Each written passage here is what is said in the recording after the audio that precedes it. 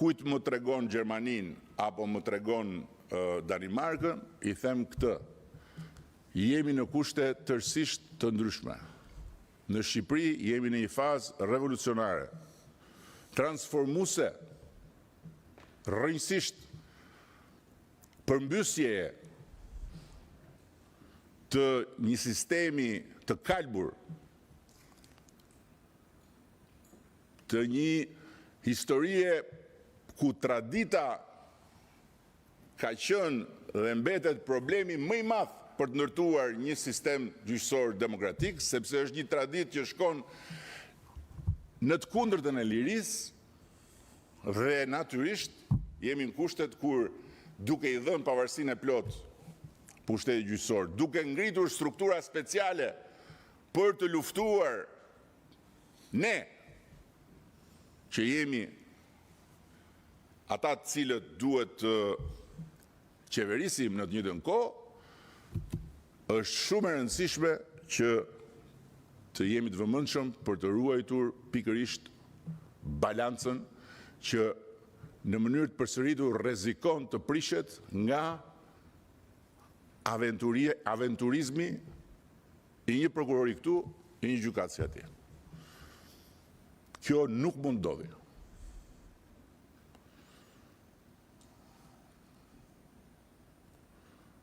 Dhe në ndërkohë, duhet jemi shumë të qartë për një gjë tjetër. Kur vjen puna tek personat me të ashtu quajtur imunitet, në Shqipëri nuk ka imunitet ndaj hetimit.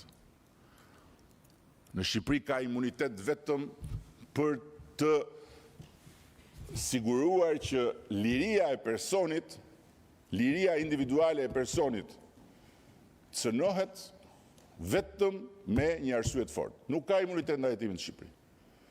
Në Gjermani duhet shkosh të kërkosh leje që të fillosh hetimin, siç që kemi pasur ne shumë vite përpara. Edhe në shumë vende të tjera të Europës duhet shkosh kërkosh leje të fillosh hetimin. Në Shqipëri nuk i merr leje askujt për të filluar hetimin dhe mund vendosësh në hetim këdo qoftë, presidentin, kryeministrin, ministrat, këdo qoftë, me të gjitha instrumentat që ka hetimi dhe askush të pengon. Kur vjen tek imuniteti për të kërkuar kufizimin e lirisë, aty pastaj nuk është më çështje e hetimit, çështje e personit. Dhe aty sigurisht që ka një proces tjetër paralelisht që ne do ta zhvillojmë duke qenë shumë të vëmendshëm dhe natyrisht gjithmonë në respekt të pavarësisë së pushtetit gjyqësor dhe të drejtësisë për të bërë punën e vet. Por ama secili duhet ta bëjë punën e vet. Nuk jemi këtu që drejtësia të bëjë punën e vet, ne të bëjmë punën e drejtësisë.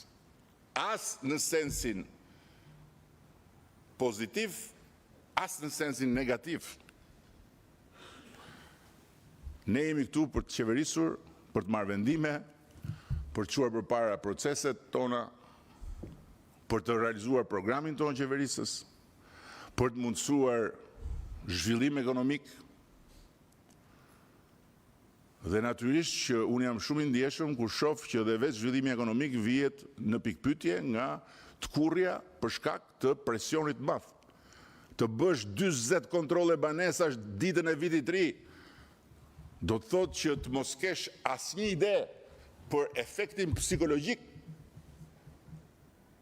mbi shoqërinë, e cila është e gjitha e mbyllur nëpër shtëpia me familjet e veta dhe në televizor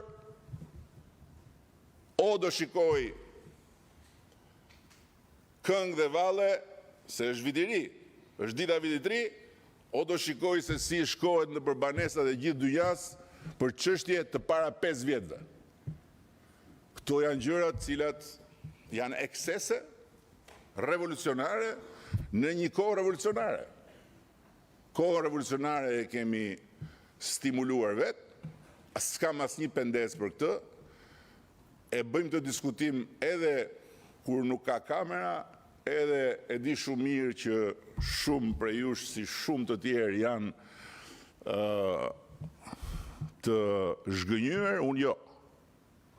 100 herë të kthehesha, 100 herë do bëja të njëjtën gjë dhe e them këtë siç e them jashtë kamerave. sepse nëse s'do e bënim këtë dhe nëse s'do ta vazhdojmë këtë përpjekje, nuk do ketë kur drejtësi të pavarur në Shqipëri edhe një gjenerat tjetër. Kjo është rruga me të gjitha dhimbjet dhe me të gjitha problemet e veta, dhe ne duhet të bëjmë çmos të ruajmë balancën. Sepse po aq e rëndësishme sa përpjekja për drejtësinë e pavarur është dhe përpjekja për një administratë publike